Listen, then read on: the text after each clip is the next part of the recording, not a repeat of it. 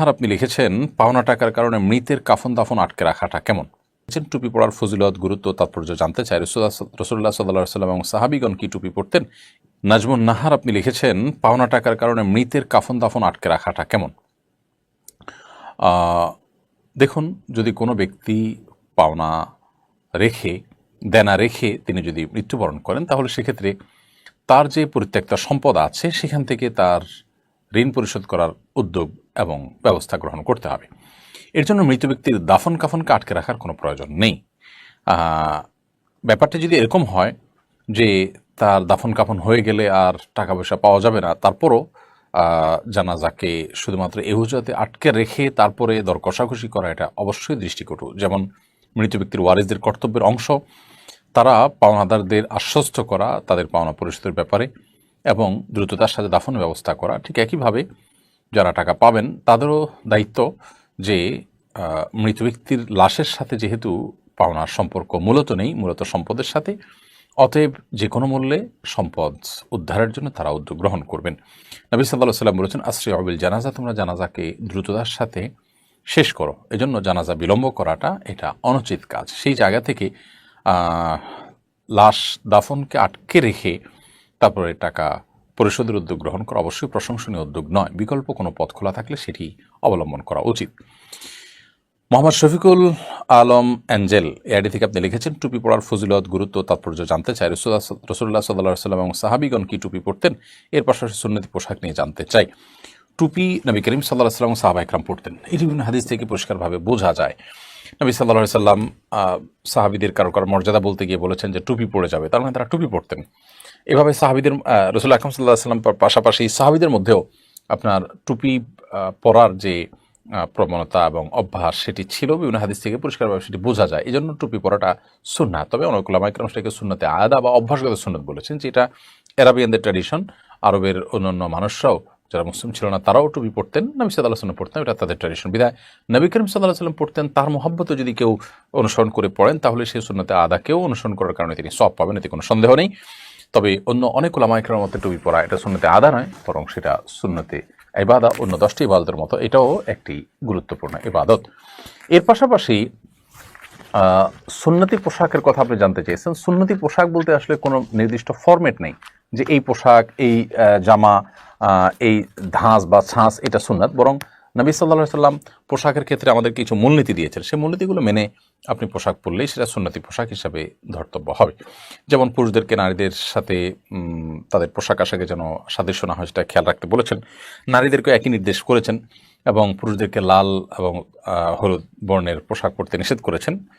মেয়েদের জন্য সেরকম কোনো বিধিনিষেধ নাই এবং পুরুষরা অতিরিক্ত পাতলা পোশাক পরবে না, নারীরা এমন কোনো পোশাক পরবে না যে তাদের শরীরাঙ্গ প্রত্যঙ্গ ফুটে ওঠে। এই মৌলিক নির্দেশনা। পুরুষরা টাকা নিচে পোশাক পরবেন না, লুঙ্গি ইত্যাদি উপর থেকে যেগুলো যায় সেগুলো পরবেন না। মেয়েরা তারা আপনার যে কোনো ভাবে পোশাক পরবেন, তবে পর্দার মেনটেন করে তাদেরকে চলতে হবে গায়ে হারামদের সাথে।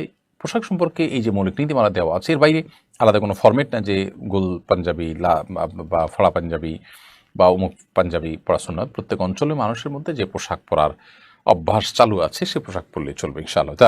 তবে কোরআন হাদিসের মৌলিক নীতিমালার সাথে মিল থাকলেই হলো। ফয়জুল্লাহ লিখেছেন, পরিসংখ্যান ব্যুরোর বিবিএস জনশুমারি ও গৃহ গণনার সাম্প্রতিক প্রতিবেদন অনুযায়ী পরিবার সদস্য গড়ে 1 দশক আগে ছিল প্রায় 4.5 জন, সেটি কমে হয়েছে 3.98 জন। পরিবার ছোট হওয়ার পাশাপাশি জনসংখ্যা বৃদ্ধির হারও কমে গেছে। দেশে এখন বার্ষিক গড় জনসংখ্যা বৃদ্ধির হার 1.12%। এই 1 দশক আগে ছিল 1.37%। এটা কি ইতিবাচক নাকি নেতিবাচক? দেখুন, জনসংখ্যা নিয়ন্ত্রণ করবার জন্য বৈদেশিক চাপ আছে।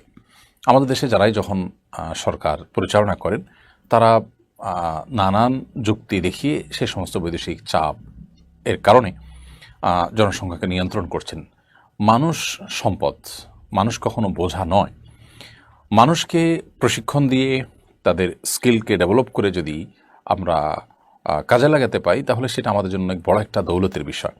পৃথিবীর বহু দেশ তাদের জন্মকে নিয়ন্ত্রণ করে, শিশুর জন্মের হারকে নিয়ন্ত্রণ করতে করতে একটা পর্যায়ে এখন তাদের মধ্যে মানুষের যে প্রয়োজনীয়তা আছে, নতুন প্রজন্ম এর যে রয়েছে, চাহিদা রয়েছে, সেই চাহিদা কিন্তু তারা পূরণ করতে পারছে না। কারণ মানুষ জন্মের যে স্বাভাবিক একটা গতি, এটিকে যদি বাধাগ্রস্ত করা হয়, একটা সময় মানুষ সন্তান জন্ম দেয়া, সন্তান নেয়া, এই টেন্ডেন্সি থেকে মানুষ সরে যায়, এবং সেই টেন্ডেন্সি থেকে একবার সরে গেলে পুনরায় সেখানে ফেরত আনা খুব কঠিন একটি কাজ।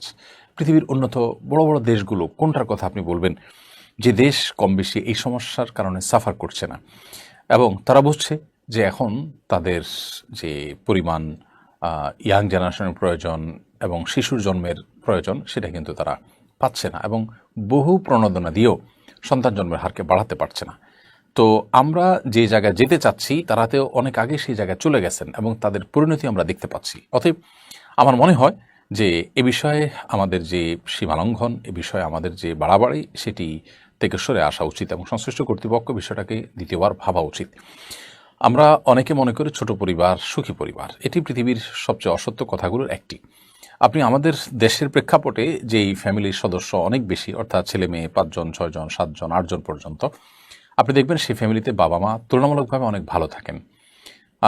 বরং ছোট পরিবার যে সংসারে আছে, অর্থাৎ 1-2 জন ছেলে মাত্র, সেই সংসারে বাবা মা তুলনামূলকভাবে এত বেশি সুখী থাকে না।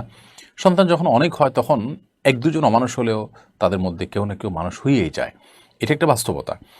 তো বরং এই সন্তানদেরকে যদি আমরা গড়ে তুলতে পারি মানুষের মতো মানুষ হিসাবে, তাহলে সেক্ষেত্রে একটা পরিবার রীতিমতো একটা অঞ্চল, একটা জনপদকে পরিবর্তন করবার জন্য যথেষ্ট হয়ে যায়। বিধায় আমরা মোটেও এটাকে ভালোভাবে দেখছি না। এবং প্রিয় নবী সাল্লাল্লাহু আলাইহি ওয়াসাল্লাম একটা হাদিস সেখানে আমরা এখানে কোট করতে চাই। তিনি বলেছেন, তাযাওয়াজুল ওয়াদুদ আল ওয়ালুদ ফাইন্নী মুকাসসিরুম বিকুমুল উমাম। তোমরা সে সমস্ত নারীদেরকে বিয়ে করো যারা অনেক প্রেমময়, যাদের মধ্যে সন্তান, যাদের বংশের ইতিহাসে ওই বংশের মেয়েদের মধ্যে সন্তান জন্ম দেওয়ার হার অনেক বেশি, এরকম মেয়েদেরকে দেখে বিয়ে করো তোমরা। কারণ আমি কিয়ামতের ময়দানে তোমাদের সংখ্যাধিক্য নিয়ে অন্য নবী রাসূলদের সাথে গর্ব করব। অতএব সন্তান জন্মের হার কমে যাওয়া ইসলামিক পার্সপেক্টিভ থেকে, দৃষ্টিকোণ থেকে এটা ভালো কিছু নয়। বাস্তবিক দৃষ্টিকোণ থেকেও আমরা যেটি বোঝাবার চেষ্টা করলাম সেটিও আমাদের জন্য ভালো কিছু বয়ে আনবে না। আরিফ খান আপনি লিখেছেন, ট্রান্সজেন্ডার হলো রূপান্তরিত নারী বা পুরুষ। স্বেচ্ছায় হরমোন পরিবর্তন করে ট্রান্সজেন্ডার করা হয়। হিজড়া হলো জন্মগত অবস্থা। ট্রান্সজেন্ডার ও হিজড়াদের সঙ্গে পর্দা করতে হবে কিনা, এক্ষেত্রে ট্রান্সজেন্ডার ও হিজড়ার বিধান কি একই নাকি পার্থক্য আছে? দেখুন, তৃতীয় লিঙ্গের মানুষ যাদেরকে আমাদের সমাজে হিজড়া বলা হয়, তারা আমাদের মতোই মানুষ, এবং তাদের অধিকার রয়েছে।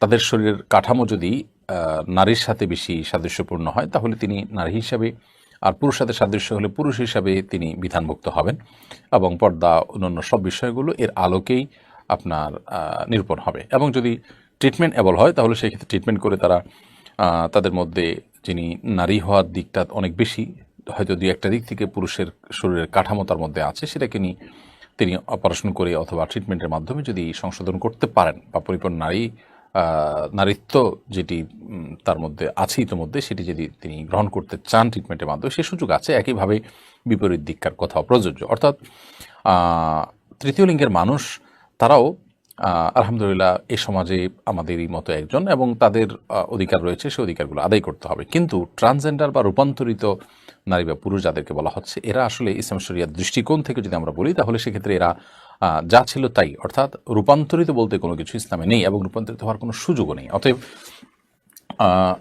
তৃতীয় লিঙ্গের মানুষ আর এই ট্রান্সজেন্ডার সম্পূর্ণ ভিন্ন। তৃতীয় লিঙ্গের মানুষ যাদেরকে হিজড়া বলা হচ্ছে তারা জন্মগতভাবেই সেরকম, আর ট্রান্সজেন্ডার হলো শুধুমাত্র তার তথাকথিত মনের ব্যাপার। জন্মগতভাবে তিনি নিশ্চিত পুরুষ অথবা নিশ্চিত নারী, এরপরও তিনি তার লিঙ্গ পরিবর্তন করার যে সুযোগের কথা বলা হচ্ছে সেটি সমাজকে অস্থিতিশীল এবং বিশৃঙ্খল একটা দিকে নিয়ে যাবে। এটি মূলত সমকামিতাকে পৃথিবীতে প্রতিষ্ঠিত করবার অপচেষ্টাগুলোর একটি।